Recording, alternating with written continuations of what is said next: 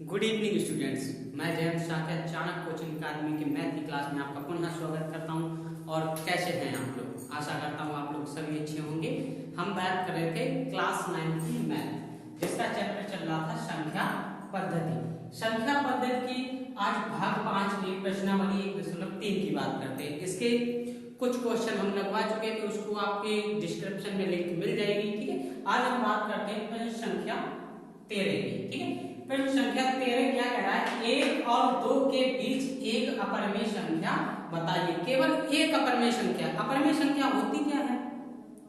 मैंने बताया था वे संख्या जिनको P/Q के रूप में नहीं लिखा जा सकता है, या फिर कहें कि भिन्न के रूप में नहीं लिखा जा सकता है। P/Q इज नॉट, ठीक है, इसे P/Q के रूप में नहीं लिखा जा सकता है। ठीक है, अब जैसे आपको कहा 1 और 2 के बीच, 1 और 2 के बीच अपरिमेय संख्याएं कौन कौन सी हो जाएंगी? देखो, √2, √3, यही होती है अपरिमेय संख्या। इनको क्या हम P/Q के रूप में लिख सकते हैं?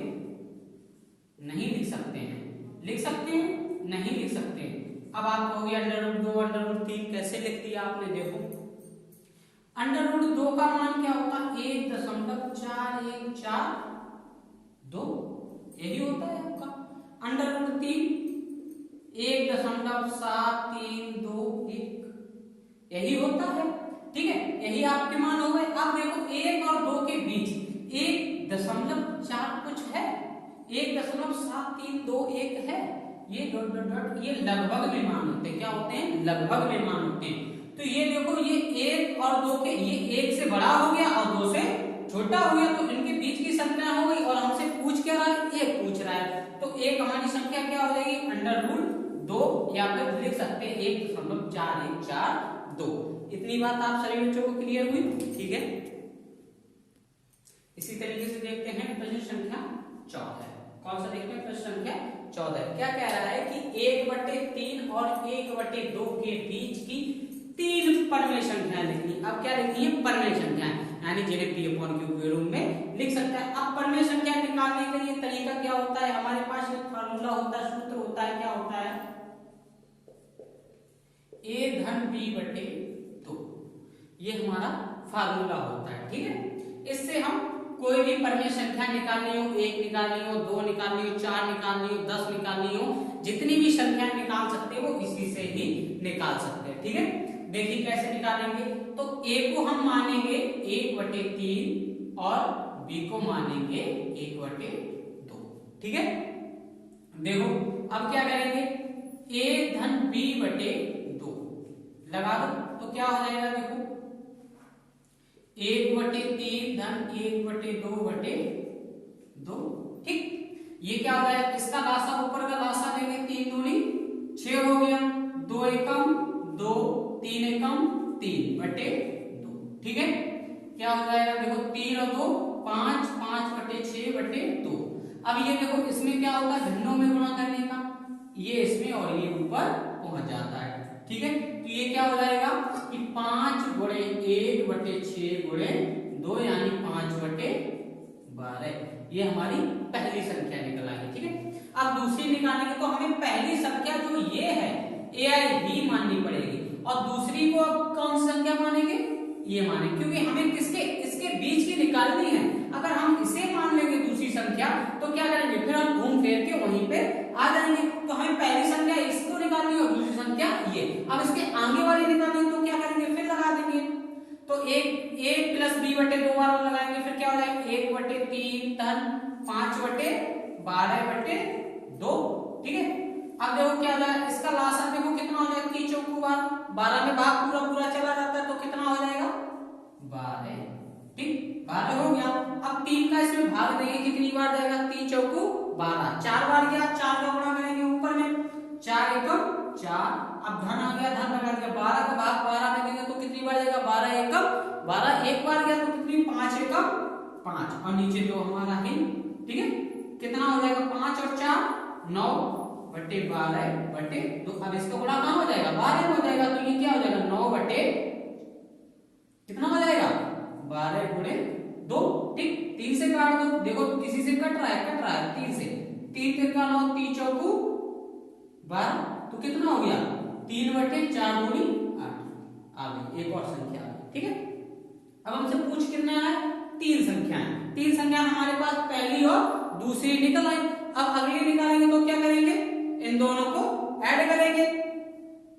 ठीक है, तो कितना हो जाएगा, पहली संख्या में यही रखनी है, दूसरी संख्या ये अगली वाली संख्या ये वाली हो जाएगी। तो क्या हो जाएगा, 1/3 धन 3/8/2। ठीक, ये कितनी हो जाएगी, देखो 8 तिया 24, 8 एकम 8, 3 तिरका 9/2। ठीक, कितना हो जाएगा, 8 और 9 17/24/2। ठीक है, अब इन दोनों क्या करेंगे, गुणा, इसमें इसमें हो जाएगा। ठीक है, तो 17 कितना हो जाएगा, 24 दूनी 48। ये हमारी 3 संख्या निकल के आ गई। कौन कौन सी, 3/8, 5/12 और 17/48। ये हमारी अभीष्ट संख्या हो गई। ठीक है, इसी तरीके से देखते हैं प्रश्न संख्या 15। प्रश्न संख्या 15 क्या कह रहा है कि ऋण 2/5 और ऋण 1/5 के बीच की 3 परमेय संख्या लिखिए। 3 परमेय संख्या लिखनी है। अभी क्या था, अभी हमें संख्या दी थी धनात्मक संख्या दी थी, अब हमें क्या निकालनी है, ऋणात्मक। इसके 2 तरीके हैं निकालने के, एक तो सीधा सीधा डायरेक्ट निकाल सकते हैं। ठीक है, हम हर बराबर करके, या फिर अभी हमने जो सूत्र बताया आपको a धन b/2 के तरीके से। 2 तरीके हैं, दोनों तरीकों से देख लेते हैं। हमने बताया या तो सूत्र लगा दें a धन b/2, ठीक है, या फिर हम क्या कर लें, हर को बराबर करके। ठीक, हमने आपको ये वाला फार्मूला भी आपको समझा दिया है। तो हर को बराबर करके कैसे करते हैं, देखो अब इस तरीके से देखेंगे। ठीक है, ऋण 2/5 ऋण 1/5। अब हमें ऐसी संख्या का इसमें ऊपर नीचे गुणा करना है अंश और हर में, कि इनके गैप कम से कम 3 अंकों का हो। कितना हो गैप, कम से कम अंतराल कितना होना चाहिए, 3 संख्याओं का होना चाहिए। अगर देखो इसमें 2 का कर दें तो 2 दूनी 4, अगर ऋण 2 में 5/, अगर 2 का ऊपर नीचे कर दें तो कितना हो जाएगा, ऋण 4/10, और यहाँ पे ऋण 2/10। और 4 और 2 के बीच क्या 3 संख्याओं का गैप है, नहीं है। अगर 3 का करेंगे, देख लें 3 का करेंगे तो कितना हो जाएगा, 3 का कर लो, देखो 3 का करेंगे तो 3 गुणे 3, 3 दूनी 6, 3 6 15। अब 3 का जब इसमें करेंगे तो ऋण 1/5 गुणे 3/3 तो कितना हो जाएगा, 3 3 एकम 3 3 6 15। अब देखो 6 और 3 के बीच 3 संख्या हो गया है, ऋण 5/15। ठीक है, और ऋण 4/15, और उसके बाद आ गया ऋण 3/15। तो यार यहाँ तो 2 ही संख्या आ गई, हमें कितनी लानी है, 3 संख्या लानी। तो अब इसमें कितने का गुणा होगा, 4 का। कितने का होगा, 4 का। देखो करके देख रहे हैं, ऋण 2/5 में गुणे 4। ठीक है, ऋण 1/5 में गुणे 4, 4 से 4 कट जाएगा, कोई फर्क पड़ेगा हमारी संख्या में, नहीं पड़ेगा, क्योंकि 4 से 4 कट जाएगा, जो संख्या है वही लिख ली। लेकिन हमने इसको सरल बनाने के लिए क्या कर लिया, 4 का ऊपर नीचे दोनों पदों में गुणा कर लिया। ठीक है, दोनों परमेय संख्याओं में। तो ये देखो कितना होगा, 4 दूनी 8, ऋण 5 चौकू 20। यहाँ पे करेंगे देखो ऋण 4/5 चौकू 20। ठीक है, अब ये हमारी हो गई 2 संख्या। अब इनके बीच की संख्या लिखनी है, तो बीच की संख्या इसको यहाँ लिख लेते हैं, ऋण 4/20। ठीक है, अब इनके बीच की संख्या क्या होगी, ऋण 7/20, ऋण 6/20, ऋण 5/20। ये संख्या होगी। देखो हमारी 3 संख्या निकल आई, और 3 ही संख्याएं हमसे पूछी जा रही हैं। ठीक है, अब देखो इसको तो सीधा सीधा लिखा है, तो हमारी पहली संख्या क्या होगी, ऋण 7/20। दूसरी संख्या क्या हो जाएगी, देखो इसको 2 से काट सकते हैं, 2 तिया 6, 2 दशामन 20, तो ऋण 3/10 हो गई।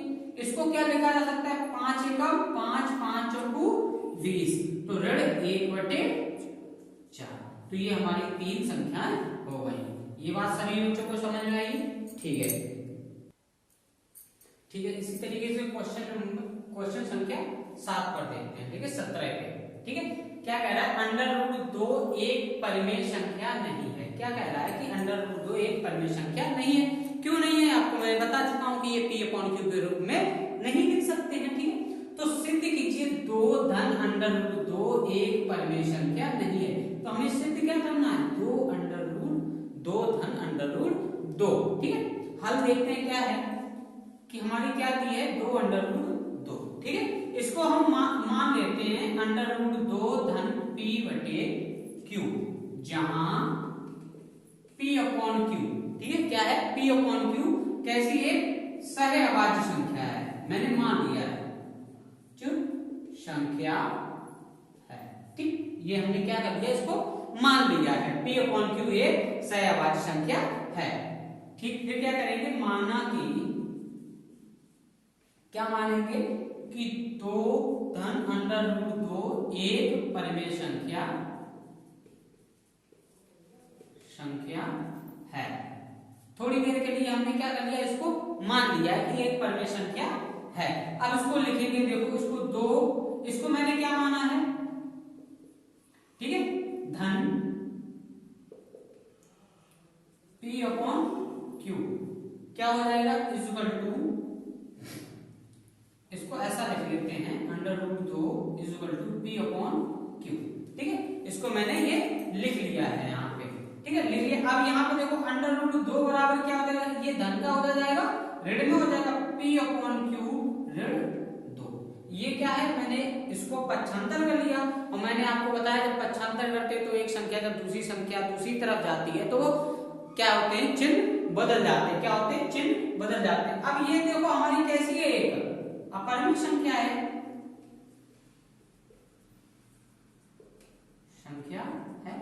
ये मैंने आपको अभी बताया था कि ये कैसी है, एक अपरिमेय संख्या है। और ये देखिए ये हमारी परिमेय संख्या है दोनों, और परिमेय संख्याओं में जोड़ घटाने करने से कोई फर्क पड़ता है, नहीं पड़ता है। और ये तो कैसी हो जाएगी, अतः इसको लिख लेंगे, अतः यह एक कैसी है, विरोधाभास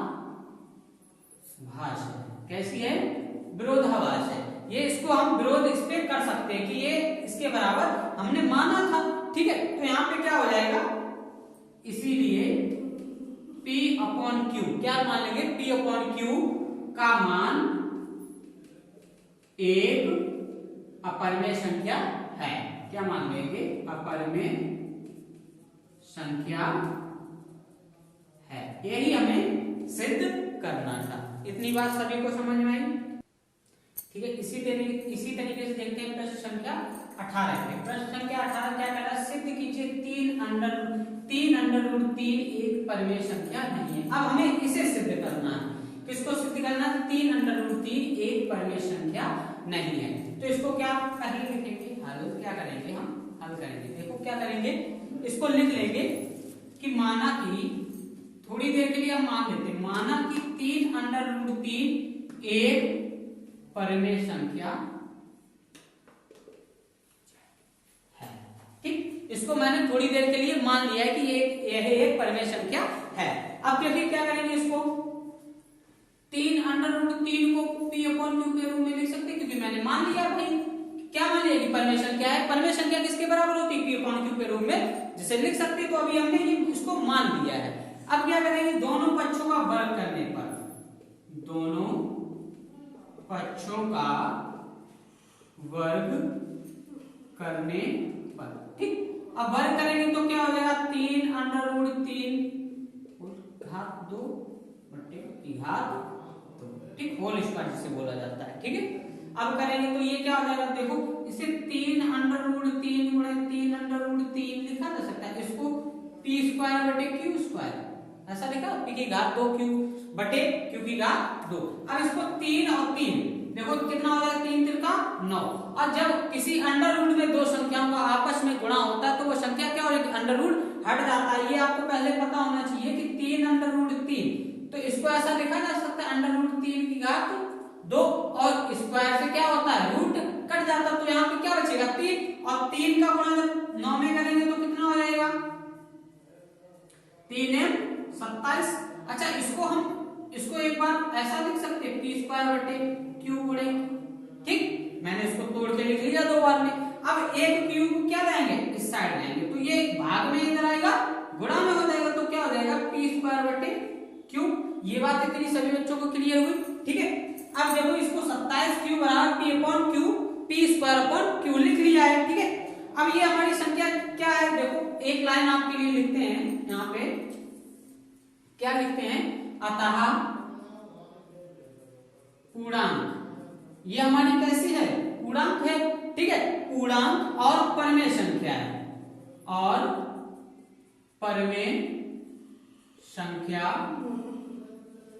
कभी बराबर नहीं हो सकती है। ये एक रूल है, क्या है कि पूर्णांक और परिमेय संख्या कभी बराबर नहीं हो सकती है। तो ये पूर्णांक है, ये परिमेय संख्या है, ये बराबर हो सकती है, नहीं होती है, ठीक है। तो इसी तरीके से ये क्या हो जाएगा, 27Q is not equal to P square upon Q, ठीक है। और ये कैसी हमारा कथन कैसा है, विरोधाभास है, कैसा है कथन हमारा, कैसा है, विरोधाभास है, इसको ऐसा नहीं बोला जा सकता है, ठीक है। अतः क्या लिख लेंगे, अतः 3√3 एक परिमेय संख्या नहीं है, ठीक है। ये बात क्लियर हुई, और मैं आशा करता हूं आप सभी बच्चों को ये बात समझ में आई होगी, और इसी तरीके से आप सभी बच्चे हमको प्यार देते रहिए। और अब नेक्स्ट एक्सरसाइज देखते हैं नेक्स्ट वीडियो में।